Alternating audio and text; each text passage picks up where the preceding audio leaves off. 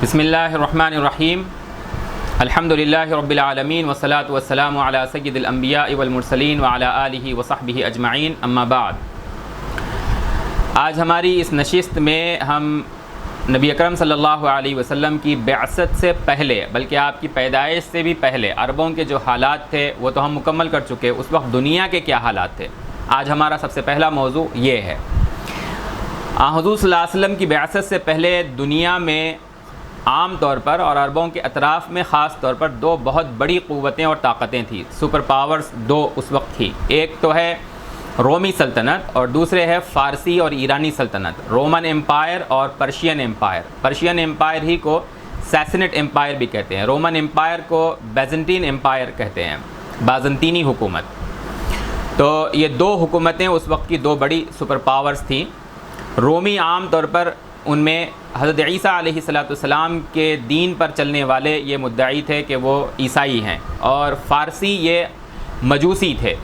زورسٹرینزم یہ جو ہے ان کا مذہب تھا، جس میں دو خداؤں پر وہ یقین کرتے تھے، ایک روشنی کا خدا الگ اور اندھیروں کا خدا الگ، یزداں اور اہرمان۔ یہ آگ کی پرستش کرنے والے تھے، یہ بھی شرک ہی کی ایک قسم ہے۔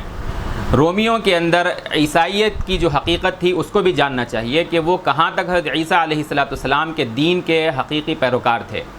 در حقیقت حضرت عیسیٰ علیہ السلام کے اس دنیا سے اٹھائے جانے کے بعد اسلام کا عقیدہ ہے، بہت اہم عقیدہ ہے رفع عیسیٰ علیہ السلام کا، کہ اللہ تعالیٰ نے حضرت عیسیٰ علیہ السلام کو جب پیدا کیا تو ان کی پیدائش سے خود ایک آیت تھی، ایک نشانی تھی اللہ تبارک و تعالیٰ کی، کہ بغیر باپ کے وہ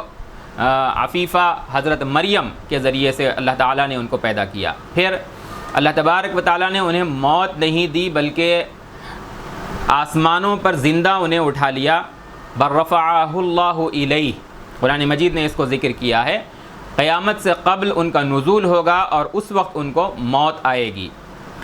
جو بھی پیدا ہوا ہے اس کو مرنا ہے، موت اس کو لازماً آنا ہے، لیکن یہ درمیانی وقفہ اللہ تبارک و تعالیٰ کی حکمت، جو اللہ تبارک و تعالیٰ بہتر جانتا ہے کہ کیوں ایسا ہوا ہے، اس کی تفسیر علماء کرام نے اپنی اپنی جگہ بیان کی ہے، لیکن یہ ایک مستقل عقیدہ ہے کہ حضرت عیسیٰ کو آسمانوں پر زندہ اٹھا لیا گیا۔ تو جب حضرت عیسیٰ علیہ السلام کو جب ان کو نبی اور رسول بنایا گیا اور ان کے خلاف یہودیوں نے سازش کی، اللہ تعالیٰ نے انہیں آسمانوں پر زندہ اٹھا لیا، تو اس کے بعد میں عیسائیوں کے بنیادی طور پر 3 فرقے اور 3 گروہ بن گئے۔ حضرت عیسیٰ علیہ السلام کے ماننے والوں کے اندر 3 بڑے فرقے وجود میں آئے۔ ایک تو وہ تھا جو حضرت عیسیٰ علیہ السلام کے بارے میں انتہائی فلسفیانہ ذہن رکھتا تھا، اس کو ہم بھی ذکر کریں گے۔ یہ سمجھنا چاہیے کہ یہ تینوں فرقے عیسائیت کو الگ الگ طریقے پر دیکھتے تھے اور اس کو الگ الگ طریقے سے انٹرپریٹ کرتے تھے، اس کو الگ الگ طریقے سے اس کی ترجمانی کرتے تھے، اس کی پیشکش کرتے تھے۔ ایک تو ہے ناسٹسزم، یہ خالص فلسفیانہ منہج ان کا تھا، چونکہ یہ بالکل ختم ہو چکے ہیں، ان کا کوئی وجود اس زمانے میں بھی، نبوت سے پہلے تک کے زمانے میں بھی ان کا وجود باقی نہیں رہا، بالکل آغاز میں یہ ہوتے تھے۔ تو اس پر ہم زیادہ تفصیلی بات نہیں کریں گے یہاں پر۔ عقائد کے خطبات جو ہم نے الگ سے دیے ہیں اس کے اندر ہم نے اس پر کچھ بات کی ہے۔ دوسرے جو 2 فرقے ہیں ان میں سے ایک تو وہ ہے حضرت عیسیٰ علیہ السلام کے بعد میں عیسائیوں کے جو 2 فرقے باقی رہ گئے، ان میں سے ایک وہ ہے جو حضرت موسیٰ علیہ السلام کی شریعت کا پیروکار ہے، یعنی حضرت عیسیٰ پر وہ یقین رکھتے ہیں، حضرت عیسیٰ کو اللہ کا رسول مانتے ہیں، اللہ کا نبی مانتے ہیں، اور حضرت عیسیٰ علیہ السلام کی تعلیمات کے اندر یہ جو بات ملتی ہے کہ میں حضرت موسیٰ کی شریعت کو ختم کرنے نہیں آیا ہوں۔ تو چنانچہ یہ جو فرقہ تھا، یہ جو گروہ تھا، آپ کہہ سکتے ہیں کہ سچے اس زمانے کے اسلام کے پیروکار، حضرت عیسیٰ علیہ السلام کے بعد نبی اکرم صلی اللہ علیہ وسلم کی بعثت سے پہلے، انہیں جیوش کرسچنز بھی کہہ دیتے ہیں، یعنی ایسے عیسائی جو در حقیقت یہودی شریعت پر، حضرت موسیٰ علیہ السلام کی شریعت کے پیروکار ہیں، اس پر یقین رکھتے ہیں۔ ایک گروہ یہ، اور در حقیقت یہ حضرت عیسیٰ علیہ السلام کی سچی تعلیمات پر عمل کرنے والا گروہ تھا۔ دوسرا گروہ جو پال کا پیروکار تھا، پال جو حضرت عیسیٰ علیہ السلام کی حیات میں ان کا ترین مخالف تھا، لیکن ان کے بعد اس نے حضرت عیسیٰ علیہ السلام کے بارے میں دعویٰ کیا کہ حضرت عیسیٰ اس کے خواب میں آئے ہیں، اور اس نے جو ہے حضرت عیسیٰ علیہ السلام کی ہدایت اور تعلیم کی بنیاد پر ان کے تعلیمات میں تبدیلی کا دعویٰ کیا کہ مجھے حضرت عیسیٰ نے یہ ہدایت دی ہے، اور اس میں جو سب سے پہلی چیز اس نے پیش کی وہ حضرت عیسیٰ علیہ السلام کی نعوذ باللہ ثم نعوذ باللہ الوہیت کا تصور ہے کہ حضرت عیسیٰ جو ہے وہ خود الہ ہیں، ابن اللہ ہیں، نعوذ باللہ ثم نعوذ باللہ، اللہ کی پناہ کہ اس نے حضرت عیسیٰ علیہ السلام کی تعلیمات کو مسخ کرنے کا سب سے بدترین طریقہ اختیار کیا۔ دوسری بات، اس نے جو نیو تھیولوجی پیش کی، نیا مذہب اس نے پیش کیا حضرت عیسیٰ علیہ السلام کی حقیقی تعلیمات سے ہٹ کر۔ ایک تو الوہیت کہ حضرت عیسیٰ علیہ السلام الوہیت میں شریک ہیں، دوسرے یہ کہ اس نے یہ کہا کہ حضرت عیسیٰ نے جو کہا تھا حضرت موسیٰ کی تعلیمات، حضرت موسیٰ کی شریعت کی پیروی کرنی ہوگی، تو شریعت کی پیروی کا سلسلہ اس نے عیسائیوں کے درمیان ختم کر دیا، اور یہ دعویٰ کیا کہ حضرت عیسیٰ نے مجھے یہ تعلیم دی ہے کہ شریعت کی پابندی ضروری نہیں ہے۔ یہ جو پال کی تعلیمات آگے بڑھیں تو ایک مستقل فرقہ بن گیا، جیوش کرسچنز اور پولین کرسچنز، دو الگ الگ گروہ جو ہے وہ عیسائیوں کے درمیان بن گئے، اور تقریباً 300 سال تک عیسائیوں کے درمیان ان دونوں فرقوں کے درمیان زبردست کشمکش جاری رہی، بحثیں ہوتی رہی کہ کون حق پر ہیں اور کون ناحق ہیں، اور کوئی ناحق ہے تو کیوں ناحق ہے، اس کی کیا وجوہات ہیں، ان کے درمیان یہ بحثیں 300 سال تک چلتی رہیں، رنجشیں ہوتی رہیں۔ اسی دوران ایک عجیب بہت بڑا واقعہ یہ پیش آیا کہ رومن جو ہمیشہ عیسائیت کے بدترین دشمن تھے، انہی کے درمیان جو ہے وہ عیسائیت کو قبول کرنے والا ایک بہت بڑا ان کا حمایتی پیدا ہوا، اور ایسا ویسا شخص نہیں بلکہ رومن جو پہلے مشرک تھے، ستاروں کی پرستش کرتے تھے، ان کا بادشاہ کانسٹنٹین، اس نے جو ہے وہ عیسائیت کو قبول کر لیا۔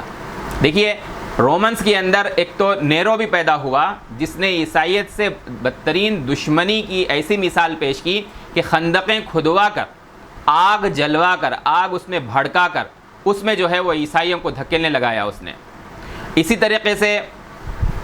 شہر کے اندر کئی دنوں تک عیسائیوں کی جو ہے اس زمانے کے جو سچے عیسائی پیروکار تھے ان کی لاشوں کو اس نے شہر کو روشن رکھنے کے لیے راتوں کو جلوایا، نعوذ باللہ، اللہ حفاظت فرمائے۔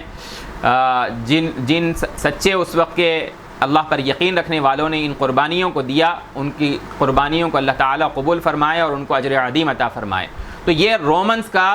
اس زمانے کا حال تھا، لیکن 300 سال کے بعد انہی کے درمیان کانسٹنٹین جو ان کا ایک بادشاہ پیدا ہوا، اس نے جو ہے عیسائیت کو قبول کر لیا۔ جب اس نے عیسائیت کو قبول کر لیا اور ان کے درمیان کے جھگڑے اس نے دیکھے تو اس نے ایک کاؤنسل بلوائی۔ یہ کاؤنسل جو ہے وہ نائسیا ایک شہر ہے اس زمانے کے روم کا جو اس وقت ترکی کے علاقے کے اندر آتا ہے، نائسیا کاؤنسل جو ہے اس نے عیسائیت کے آپسی جھگڑوں کو نمٹانے کے لیے بلوائی سن 325 عیسوی میں، حضرت عیسیٰ علیہ السلام کے رفع سماوی کے 325 سال کے بعد، اور اس میں بحثیں کروائی گئی کہ کون حق پر ہے۔ چنانچہ پولین کرسچینٹی اور کرسچنز اور اسی طرح سے جیوش کرسچنز جو حضرت عیسیٰ علیہ السلام کی شریعت کے پیروکار تھے ان کے درمیان بڑی زبردست بحثیں ہوئیں، لیکن آخر کار کانسٹنٹین جو ہے وہ دباؤ میں آ گیا پولین کرسچنز کے، اور اس نے جو ہے یہ فیصلہ کیا، شاہی فرمان جاری کیا کہ اب جو عیسائیت کا ورژن آگے چلے گا وہ پولین کرسچینٹی کا ہے، اور اس سے ہٹ کر جو عیسائیت کا کوئی بھی ورژن ہو اس کو روم کے اندر جو ہے وہ کوئی اجازت نہیں ہوگی کہ اس کی وہ تبلیغ کریں۔ اور اس کے بعد سے یعنی 325 عیسوی کے بعد سے روم میں، مملکت روما میں، بیزنٹین امپائر میں صرف پولین کرسچینٹی کو فروغ ملا، اور انہی کو وہاں پر جو ہے وہ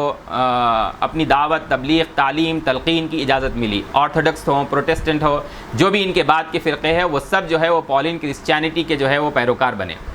اور جو حضرت موسیٰ علیہ السلام کی شریعت کے پابند تھے، حضرت عیسیٰ کے سچے دین کے پابند تھے، ان کو وہاں سے ہجرت کرنا پڑا۔ نائسیا کاؤنسل کے بعد جو ہے ان کو وہاں سے ہجرت کرنا پڑا۔ یہ نبی کریم صلی اللہ علیہ وسلم کی پیدائش سے تقریباً 250-300 سال پہلے کا یہ واقعہ ہے، نائسیہ کاؤنسل کا، 325 عیسوی کا۔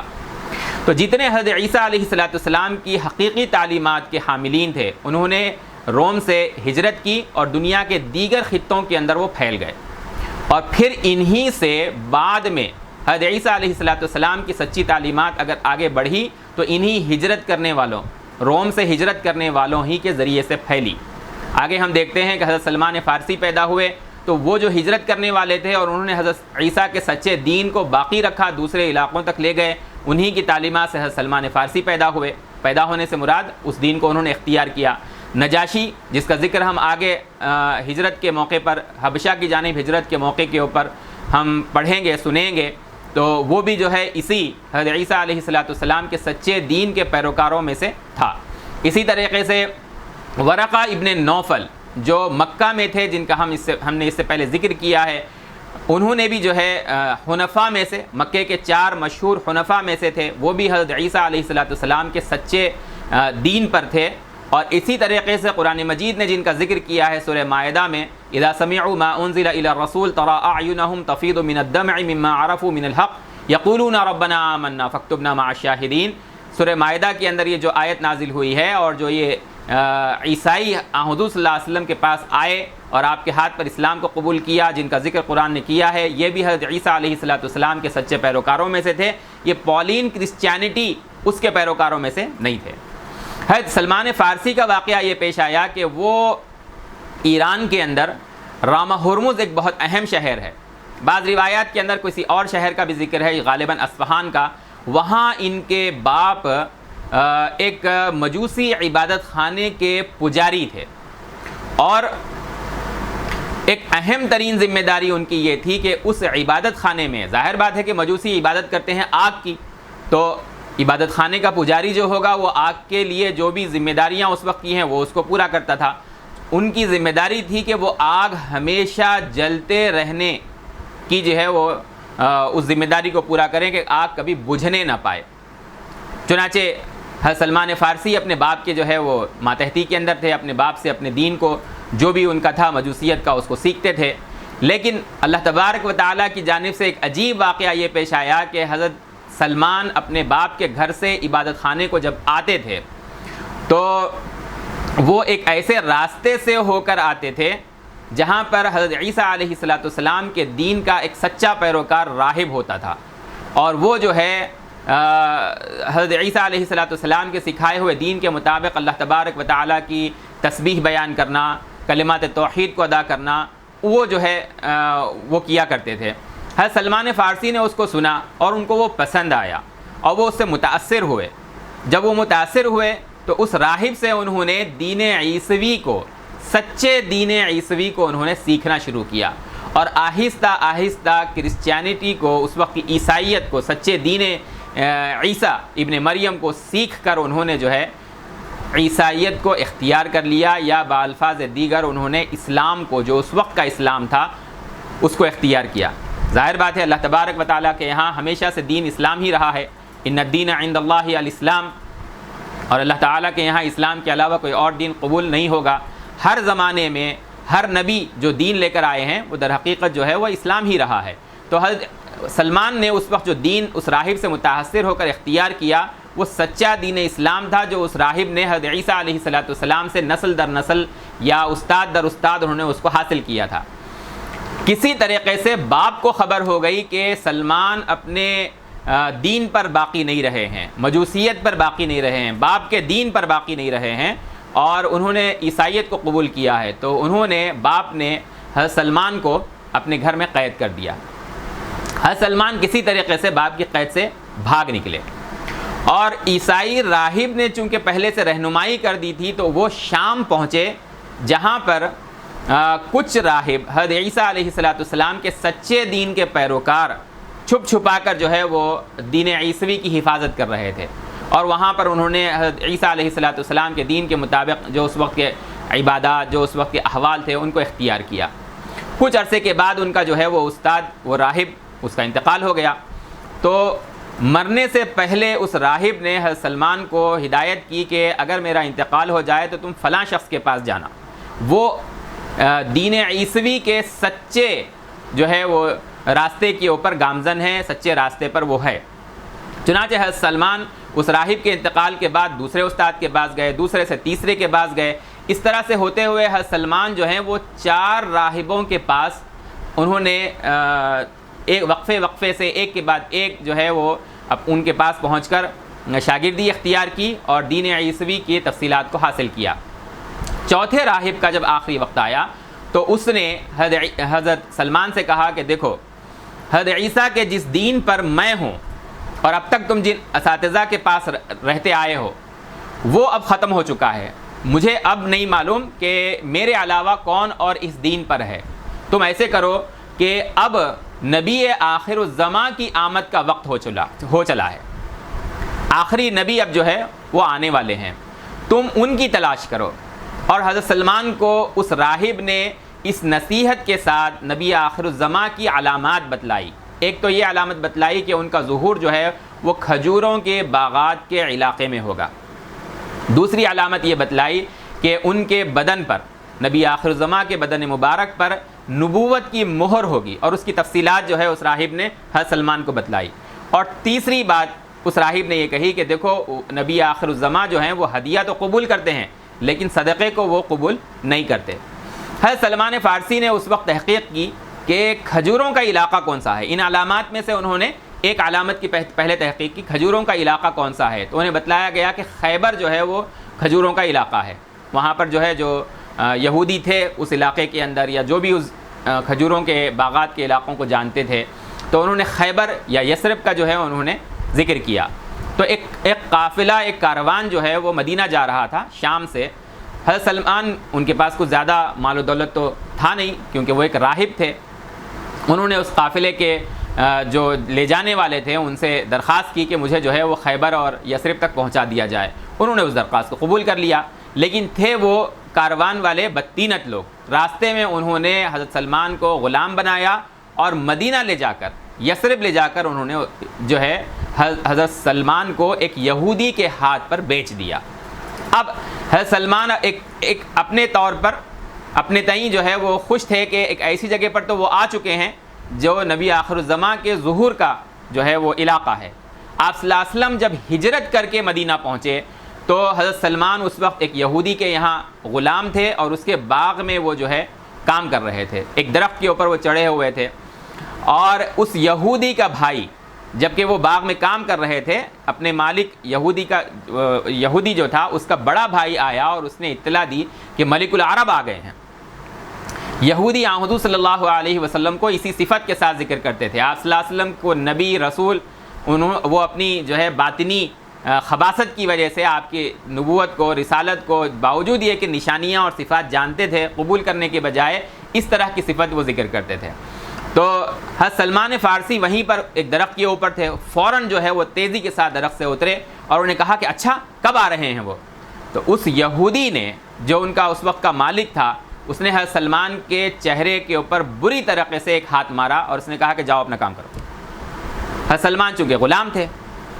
تو انہوں نے اس وقت کوئی بحث نہیں کی۔ آپ صلی اللہ علیہ وسلم ہجرت کر کے جب مدینہ پہنچے تو ایک موقع پر حضرت سلمان جو ہے وہ اپنا وقت نکال کر آپ صلی اللہ علیہ وسلم کی تحقیق کے لیے کہ جو علامات اس راہب نے بتائی تھیں وہ علامات آپ پر جمع ہوتی ہیں یا نہیں ہوتی ہیں، وہ حضور صلی اللہ علیہ وسلم کے پاس پہنچے۔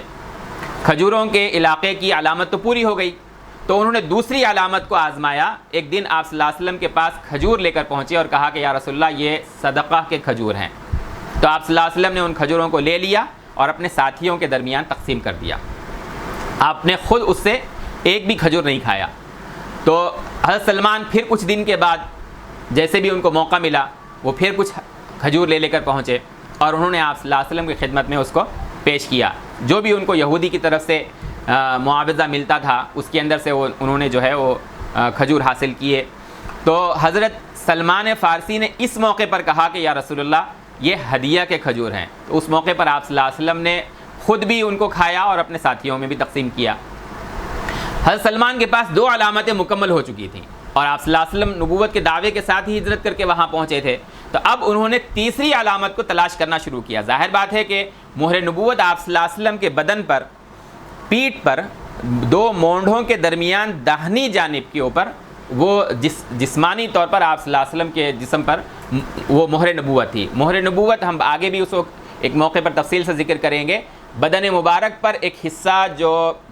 کبوتر کے انڈے سے مشابہ تھوڑا سا ابھرا ہوا گوشت کا حصہ، جس کے اندر جو ہے رنگ برنگ کے جو ہے کچھ بال آپ صلی اللہ علیہ وسلم کے بدن کے اوپر جو ہے وہ اگے ہوئے تھے، بہت خوبصورت. تو وہ آپ صلی اللہ علیہ وسلم کی نبوت کی مہر تھی، جسمانی علامت آپ صلی اللہ علیہ وسلم پر نبوت کی مہر کے طور پر. حضرت سلمان اس کو تلاش کر رہے تھے. بدن جو ہے وہ عام طور پر اوپری حصہ چھپا ہوا ہوتا ہے، کپڑے سے ڈھکا ہوا ہوتا ہے، تو ان کو سجھائی نہیں دے رہا تھا کہ وہ اس کو کیسے دیکھیں. تو ایک موقع پر ایک قبرستان میں جب ایک شخص کی جو ہے تدفین ہو رہی تھی، وہاں پر آپ صلی اللہ علیہ وسلم بھی موجود تھے. حضرت سلمان آپ صلی اللہ علیہ وسلم کی پیٹھ کے پیچھے آ کر بار بار اس کو دیکھنے کی کوشش کر رہے ہیں دور سے، کہ کسی طریقے سے کپڑا ہٹے تو جو ہے میں اس کو دیکھ لوں. آپ صلی اللہ علیہ وسلم نے حضرت سلمان کی اس بے چینی کو محسوس کیا. اللہ بہتر جانتا ہے، ممکن ہے کہ وحی کے ذریعے سے ہو، یا اللہ کے رسول صلی اللہ علیہ وسلم نے جو ہے اپنی فراست سے حضرت سلمان کی طلب کو محسوس کیا ہو. تو آپ صلی اللہ علیہ وسلم نے اپنی ردا کو، اپنی چادر کو جو ہے، جو اس وقت کے عام طور پہ لباس تھے، بند کپڑے پہننا جیسے کہ ہم سلے ہوئے پہنتے ہیں، اس زمانے میں تھے لیکن بہت کم اس کا رواج تھا، اوپری حصے کے اوپر جو ہے وہ چادر اوڑھی جاتی تھی. تو آپ نے اپنی چادر کو جو ہے وہ پیٹھ کی جانب سے گرا دیا. حضرت سلمان نے دور سے جب اس مہر کو دیکھا تو دوڑتے ہوئے آئے اور آپ صلی اللہ علیہ وسلم سے چمٹ گئے اور آپ کے بدن مبارک کو چومنے لگے اور رونے لگے. اور آپ صلی اللہ علیہ وسلم کے سامنے جو ہے جب آپ نے پوچھا تو اپنا پورا قصہ انہوں نے بیان کیا کہ کس طرح سے وہ اپنے باپ کے دین سے پھر کر انہوں نے جو ہے اس زمانے کی عیسائیت کو اختیار کیا اور سچے دین عیسوی پر وہ گامزن رہے. کتنے راہبوں کو انہوں نے تبدیل کیا، کس طرح وہ وہاں سے جو ہے چلے اور ان کو دھوکے سے جو ہے وہ غلام بنا کر مدینے میں یثرب کے اندر جو ہے وہ بیچ دیا گیا، اور اب وہ غلام ہیں لیکن وہ آپ صلی اللہ علیہ وسلم پر وہ اس وقت ایمان لے آئے. آپ صلی اللہ علیہ وسلم نے حضرت سلمان کی اس پوری بپتا کو سن کر فیصلہ کیا کہ حضرت سلمان کی جو ہے وہ مدد کی جائے. اور اس یہودی آقا سے جب پوچھا گیا کہ حضرت سلمان کو آزاد کرنے کے لیے وہ کیا لے گا، تو اس نے عجیب و غریب شرط لگائی کہ 150 کھجور کے درخت جو ہے وہ اس کے باغ میں لگائے جائیں. جب وہ درخت پھل دینے لائق ہو جائیں گے تو جو ہے وہ سلمان جو ہیں وہ آزاد ہو جائیں گے. نبی اکرم صلی اللہ علیہ وسلم کی نبوت کا یہ ایک مستقل معجزہ ہے کہ آپ صلی اللہ علیہ وسلم نے وہ درخت لگوائے اور بہت کم مدت کے اندر فطری جو ہے وہ جو حالات ہوتے ہیں کھجوروں کے درخت کے جو کہ وہ پھل دینے لگے، اس سے بہت پہلے وہ درخت پھل دینے لگے اور حضرت سلمان کی آزادی اس طرح سے ہوئی. اس کی آگے جو ہے وہ تفصیل سے ہجرت کے بعد کے واقعات کے اندر ذکر کریں گے. یہ حضرت عیسیٰ علیہ السلام کے سچے پیروکاروں کا جو ہے وہ معاملہ ہے کہ ہم نے اس بات کو ذکر کرنا شروع کیا تھا رومی سلطنت سے کہ اہل روم پہلے دین عیسوی کے سخت مخالف تھے. 300 سال کے بعد رومن امپائر کا ایک بہت بڑا بادشاہ کانسٹنٹین، اس نے جو ہے وہ عیسائیت کو قبول کیا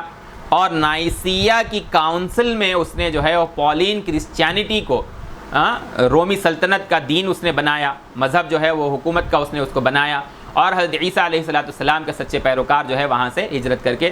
الگ الگ علاقوں کے اندر بکھر گئے، لیکن رومی سلطنت کا جو دین رہا وہ پولین کرسچینٹی کا وہ بن گیا. اگر ہم دیکھیں تو علم کی حد تک،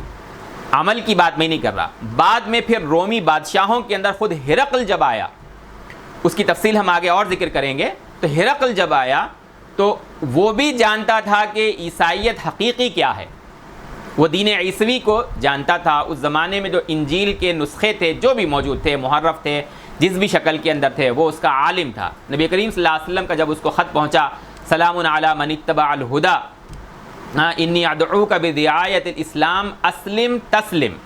یؤتیک اللہ اجرک مرتین فإن تولیت فإن علیک اسم الأریثیین. یہ جو ہے آپ صلی اللہ علیہ وسلم نے اس کو دعوت دی کہ اسلام قبول کرو، تم محفوظ ہو جاؤ گے، تمہیں دوہرا اجر ملے گا، اور اگر تم اسلام قبول نہیں کرو گے تو تمہارے پیروکاروں اور تمہاری رعایا کا بوجھ بھی جو ہے، ان کے گمراہی کا بوجھ بھی جو ہے وہ تم ہی پر ہوگا. اور قرآن مجید کی آیت آپ صلی اللہ علیہ وسلم نے اپنے خط کے اندر جو ہے وہ لکھی، یا اہل الکتاب تعالوا الی کلمۃ سواء بیننا وبینکم الا نعبد الا اللہ ولا نشرک بہ شیئا ولا یتخذ بعضنا بعضا اربابا من دون اللہ فإن تولوا فقولوا اشہدوا بأننا مسلمون۔ یہ صحیح بخاری کے اندر جو ہے یہ آپ صلی اللہ علیہ وسلم کا وہ خط مذکور ہے جو ہرقل کے نام آپ صلی اللہ علیہ وسلم نے بھیجا تھا۔ اور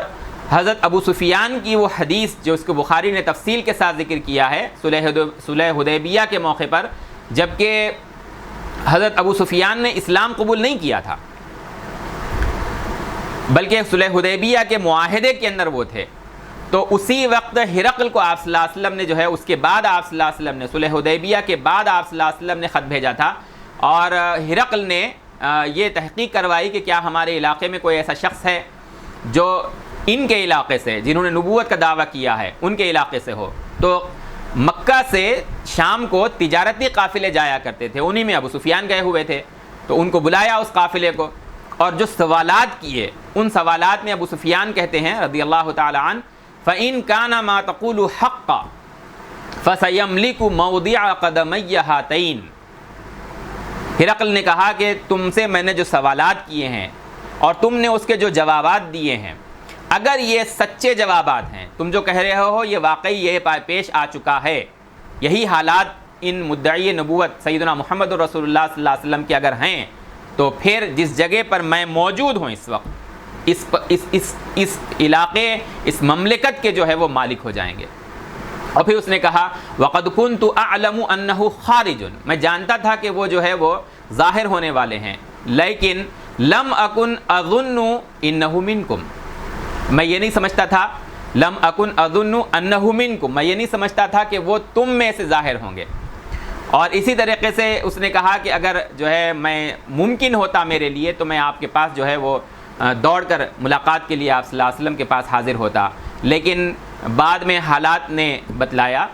اس نے یہ بھی کہا کہ لو كنت عنده لغسلت عن قدمی، کہ اگر میں آپ صلی اللہ علیہ وسلم کے پاس ہوتا تو آپ کے پاؤں دھوتا۔ صحیح بخاری کی یہ حدیث ہے۔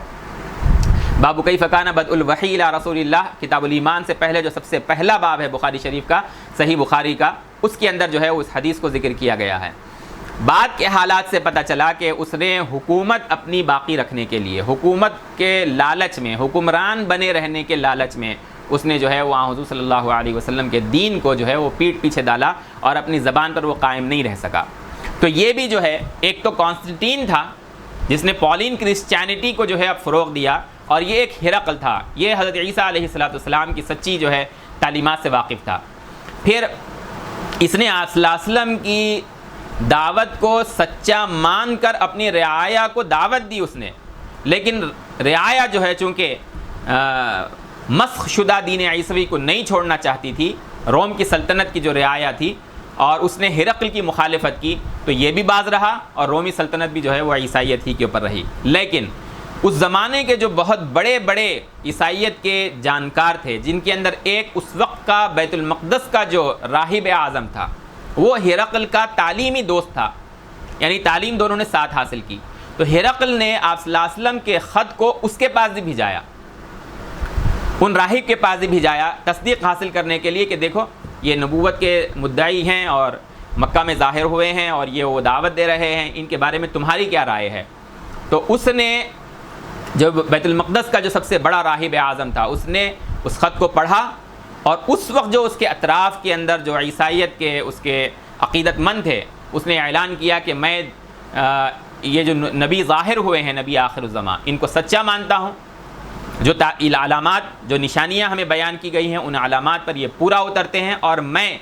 سیدنا محمد رسول اللہ صلی اللہ علیہ وسلم پر ایمان لاتا ہوں۔ آپ صلی اللہ علیہ وسلم کے غیاب ہی میں اس نے جو ہے ایمان کا اعلان کر دیا، لیکن اس وقت اس کے اطراف میں جو لوگ موجود تھے، جیسا ہرقل کے اوپر حملہ آور ہوئے تھے اس کے درباری، اسی طریقے سے اس راہب اعظم کے اطراف میں جو لوگ تھے انہوں نے اس راہب کو ختم کر دیا۔ ہم آگے اس کو تفصیل سے ذکر کریں گے، جہاں صلح حدیبیہ کے بعد آپ صلی اللہ علیہ وسلم نے جو خطوط بھیجے ہیں الگ الگ علاقوں کے فرمانرواؤں اور حاکموں کو، وہاں پر ہم اس کا ذکر تفصیل کے ساتھ کریں گے۔ فتح الباری میں ابن حجر عسقلانی رحمہ اللہ نے ان واقعات کو تفصیل کے ساتھ ذکر کیا ہے۔ اسی طریقے سے یہ جو واقعات ہیں ان میں ہمیں حضرت سلمان فارسی کے واقعے میں، حضرت زید ابن عمرو ابن نفیل کے واقعے میں ہم کو جو سبق ملتا ہے وہ یہ کہ شرک اور کفر کے بدترین ماحول کے باوجود اگر سچی لگن ہو اور برائی سے بچنا کوئی انسان چاہتا ہو، یہ اہم نقطہ ہے کہ اگر کوئی شخص برائی سے بچنا چاہتا ہو اور اللہ کی طرف متوجہ ہو کر اللہ کا فرما بردار بنا رہنا چاہتا ہو، اللہ کا عبادت گزار بنا رہنا چاہتا ہو، تو کفر اور شرک کا بدترین ماحول بھی صادقین کو، سچوں کو جو ہے وہ برائی کی طرف مجبور نہیں کر سکتا۔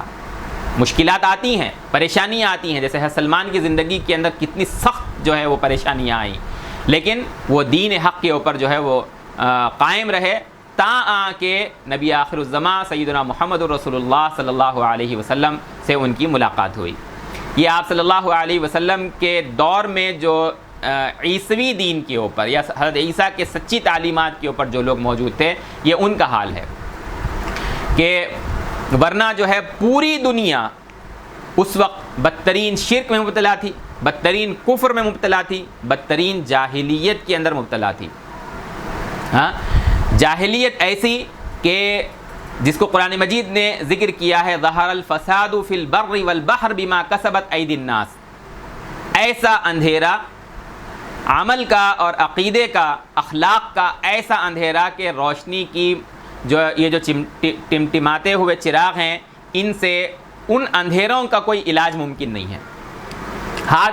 ایک ہاتھ کو دوسرا ہاتھ جو ہے وہ سجھائی نہ دے، ہر طرف شرک کا ماحول، ہر طرف کفر کا ماحول، ہر طرف بد اخلاقی اور بدعملی کا ماحول۔ ہاں، طاقتور کا کمزور کو جو ہے وہ لوٹ لینا، کمزور کو جو ہے وہ دبا دینا، کچل دینا، سماجی برائیاں، اخلاقی برائیاں، معاشرتی برائیاں، ہر طرف چوری، قتل، زنا کا عام ہونا، اپنی سگی بیٹیوں کو جو ہے وہ شرم کے مارے